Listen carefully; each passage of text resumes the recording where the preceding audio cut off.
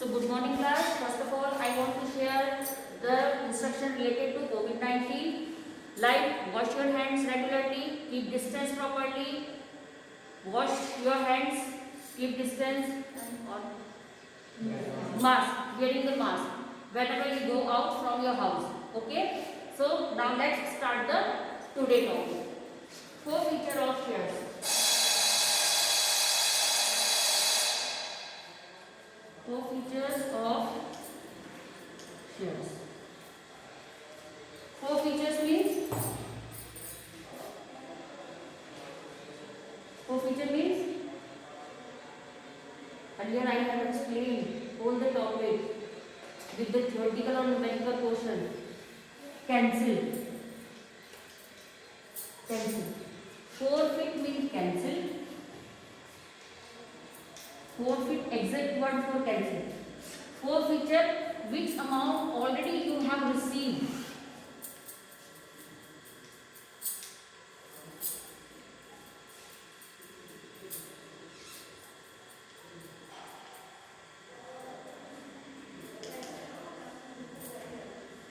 On the shares. Understood? Forfeit means cancel. When the company has cancelled the share, when the shareholder has not paid the allotment money, first call money and the final call money. Next, forfeiture means when amount already which you have received already, कि जो भी पैसे आपने receive कर लिए हैं, जो मिल चुके हैं, वो हमारे साथ क्या होगी अमाउंट forfeiture. ठीक है? चलिए नीचे देखिए page number 57. 4 features of shares. It may happen that some shareholder fail to pay one or more installment, allotment money or call money. In such circumstances, the company can forfeit their share, cancel their allotment, and treat the amount already received thereon as forfeited to the company within the framework of provision in its articles. These provisions are usually based on Table 8, which authorize the directors to forfeit the share for non-payment of calls made. कि जब कोई share holder अपनी जो calls हैं, अपनी जो instalment है, उनको रेगुलर पे नहीं कर पाता है, that time the company directors has forfeit there shares.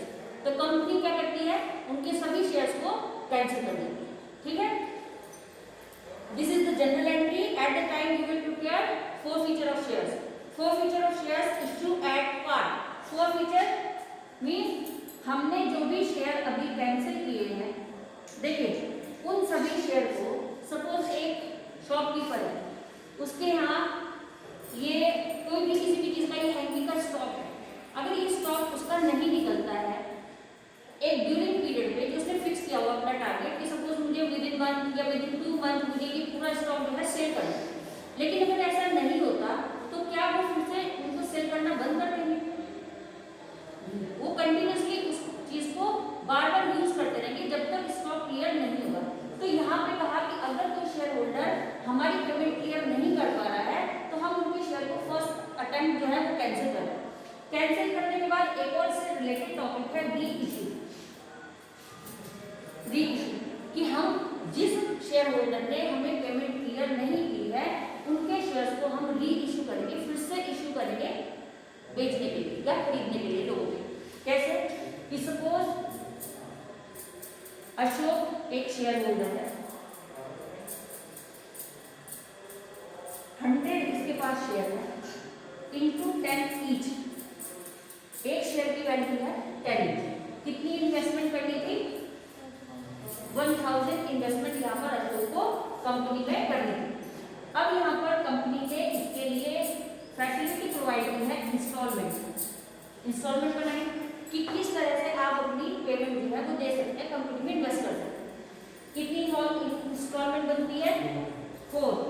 First application, allotment, first call, last final और मे बी सेकेंड. ठीक है? 10 रुपीज ईच वैल्यू है. यहाँ पर कंपनी ने कहा 3, 2, 3, 2. ये इंस्टॉलमेंट की अमाउंट है. How many shares? 100 into 300 will be deposited at the time of application. Into 100 is equals to 200 will be deposited at the time of allotment. Into 100, 300 will be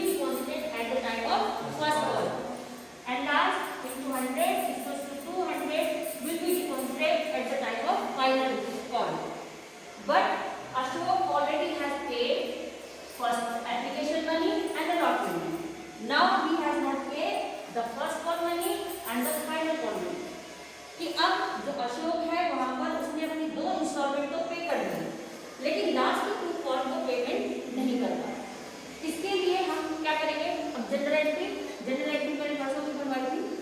company इसके सभी share जो है इनको cancel कर देगी और इसके बाद उन्हीं शेयर्स को री इश्यू करेगी। इश्यू मतलब कैंसिल कर दिया, हम फिर से 100 शेयर्स को री इश्यू करेंगे, किसी और शेयर होल्डर को कहेंगे कि आप इन्वेस्टमेंट अगर करना चाहें तो आप इन्वेस्टमेंट कर सकते हैं। तो इस तरह से उस कंडीशन को हम कहेंगे री इश्यू। कंपनी अपने इन्हीं शेयर्स को can issue at par, at premium और एट डिस्काउंट।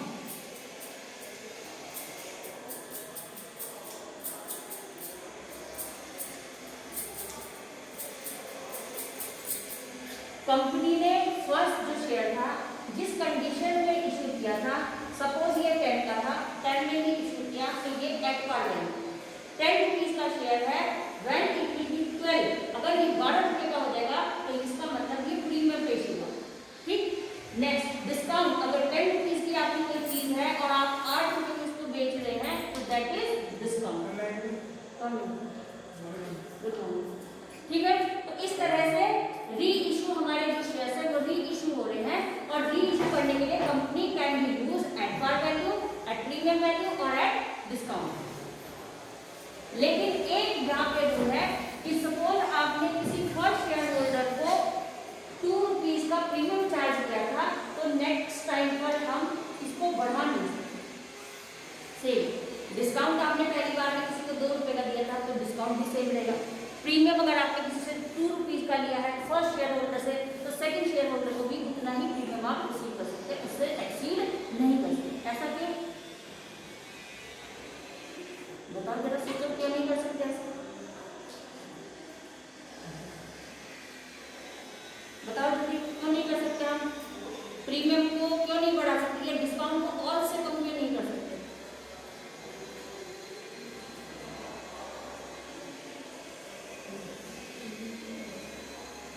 जब हम शेयर को कैंसिल करके फिर से री इशू करते हैं तो हम एक डिस्काउंट जो फर्स्ट शेयर होल्डर को प्रोवाइड किया था, प्रीमियम जो फर्स्ट शेयर होल्डर को प्रोवाइड किया था, उसको हम एक्सीड क्यों नहीं कर सकते?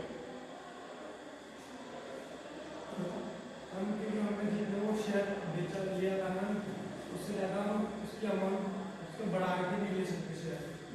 डिस्काउंट में हम कम हो सकता है पर प्रीमियम कम बढ़ नहीं सकता है। जितना पे खरीदा था हम उतने पे ही रहेगा, जितने में खरीदा उतने में ही रहेगा। प्रीमियम बढ़ा क्यों नहीं पा रहे हैं? शेयर को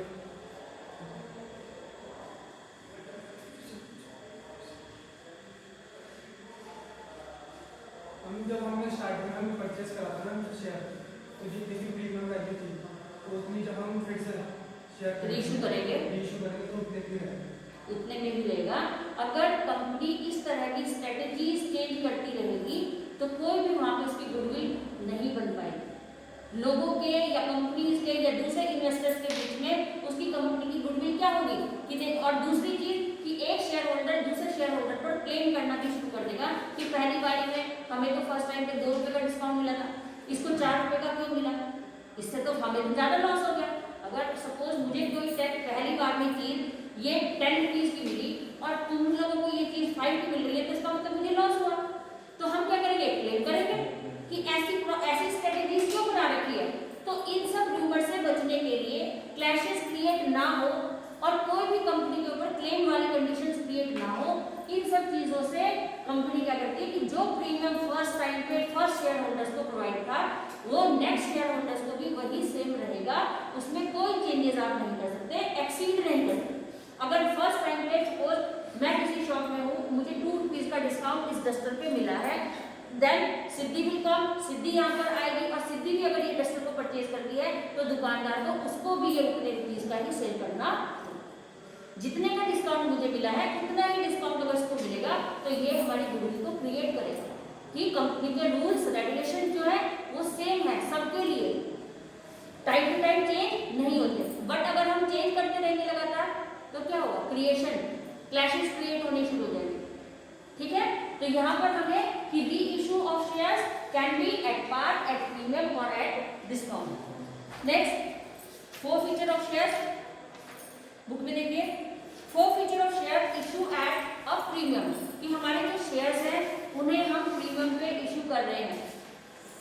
if shares are initially issued at a premium and the premium amount has been fully realized, but some of the shares are forfeited due to non-payment of call money, the accounting for treatment forfeiture shall be on the same pattern as in the case of shares issued at par. The important point to be noted in this context is that the securities premium account is not to be debited at the time of forfeiture if the premium has been received in respect of the forfeited shares and the amount of forfeiture shall be excluding premium amount. Excluding कि first हमने जिस share holder से premium लिया था, जब हम general entry बनाते हैं फॉरफीचर की तो वहां पर एसपीआर के लिए जनरल एंट्री नहीं बनेगी, ठीक है। In case, however, if the premium amount has not been received either wholly or partially in respect of the share forfeited, the security premium account will also be debited with the amount of premium not received along with the share capital account at the time of forfeiture. This will usually be the case when even the amount due on allotment has not been received. The general entry to record the forfeiture of share issue at par premium on which premium has not been fully received. General entry share capital account debit, security premium account debit to share forfeiture to share allotment account. See the question. चलिए question देखिए. Example number 12. Sahil, a shareholder, failed to pay the money for second and final call of ₹20 on 1000 shares issued to him at ₹120 face value of ₹100 per share. His shares were forfeited after the second and final call. Pass general entry for forfeiture of the shares. चलिए देखिए किस तरह से question को हम करेंगे forfeiture.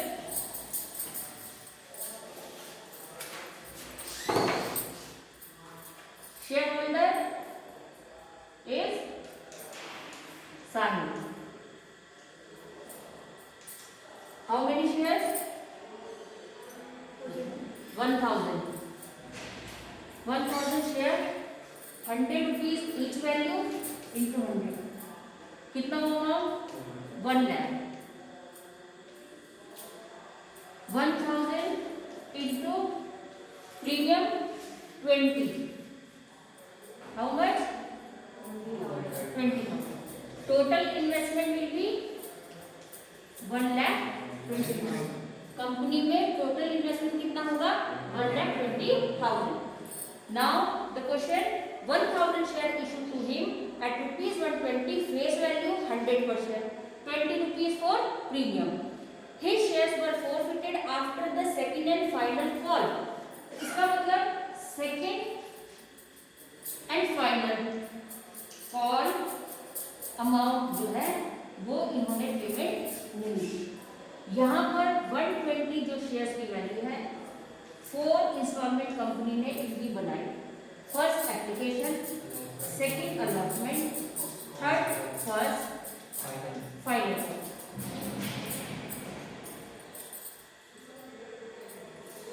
20 rupees second and final. इसका मतलब है कि जो साहिल है वो already application, allotment, first call money है जो डिपॉजिट कर चुका है। But when the turn will become final, जब टर्न आया यहाँ पर फाइनल का तो ये पेमेंट वो नहीं कर पाए। समझ आया? फॉरफीचर की जो जनरल एंट्री होगी वहाँ पर 3-4 मार्क्स का सेम यही क्वेश्चन आएगा और हमें एक ही जनरल एंट्री वहाँ पे प्रिपेयर करनी इस तरह की। ठीक है, सिर्फ वहां पे ये पूछ लिया कंपनी कि फॉरफीचर कितने शेयर का हुआ। फॉरफीचर में how much money you have receive already, कितना पैसा तुमने पहले ही रिसीव किया, वो अमाउंट मुझे बतानी है और उसके बाद हमें शेयर्स को कैंसिल करना है। ठीक है, तो यहाँ पर जनरल एंट्री है शेयर कैपिटल अकाउंट डेबिट। देखिए शेयर जनरल एंट्री करो, share capital account debit 1 lakh rupees to share second and final call account. to second and final call amount 20,000. Next To share forfeiture account. to share forfeiture, very good, 80,000. forfeiture account 80,000. Narration: Forfeiture of being, it is compulsory, being forfeiture of shares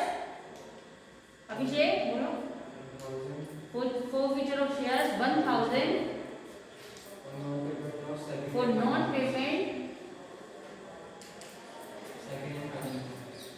second and final call. Final okay. अब देखिए साहिल को company ने 1000 share दिए, 100 rupees each value थी। 100 rupees each value का मतलब मैंने पहले ही बताया था, face value, nominal value, at par value, these are same word, बस वर्ड अलग है, मीनिंग सबका एक है कि जब कंपनी अपने शेयर्स को जितने का है उतने का ही सेल कर रही है तो इसका मतलब उसे हम फेस वैल्यू, इनिशियल वैल्यू या नॉमिनल वैल्यू या एट पार वैल्यू कुछ भी कह सकते हैं इनमें से। तो यहाँ पर कंपनी ने 1000 शेयर साहिल को दिए, 100 रुपीज का एक शेयर था तो इन्वेस्टमेंट कितनी होनी चाहिए थी, 1 लाख रुपीज। 20 रुपीज का कंपनी ने उससे चार्ज किया प्रीमियम। प्रीमियम का मतलब है एक तरह से कि जब कंपनी के पास बहुत सारे शेयर होल्डर्स पहुंच रहे हैं, एप्लीकेशन ओवर डिपॉजिट हो रही है कि मुझे भी शेयर चाहिए, मुझे भी शेयर चाहिए, कि सपोज मेरे पास सिर्फ भी 5 इन्वेस्टर है और खरीदने के लिए 10 लोग आए हैं तो ये ओवर सब्सक्रिप्शन। अब मैंने ये मेरे ऊपर डिपेंड करता है कि मैं किसको डिस्ट्रीब्यूट करूं, किनको ये सेल करूं और किनको नहीं। तो ओवर सब्सक्रिप्शन है, यहाँ पर कंपनी इस कंडीशन में कंपनी कहती है कि इसका मतलब मेरी मार्केट में गुडविल बहुत अच्छी है, लोग कितना इंटरेक्ट हो रहे हैं मेरी कंपनी में इन्वेस्ट करने के लिए, तो इसका हम क्यों ना कोई फायदा उठाएं, क्यों ना हम अपने जो शेयर है उसको प्रीमियम पे इशू करें, महंगा करके बेचें, हमें प्रॉफिट होगा।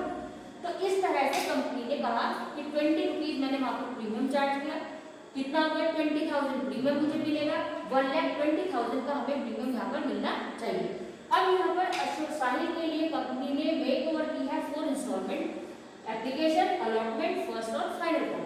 बट यहाँ पे कहा कि साहिल इन तीनों अमाउंट को पे कर चुका था, but at the time final not पे, उसने केवल फाइनल पेमेंट जो है वो पे नहीं की।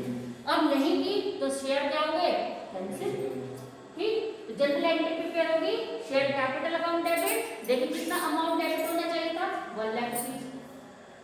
सेकेंड एंड फाइनल कॉल कितने की है, 20,000 की, ये हो जाएगा 20 into 100, 20,000।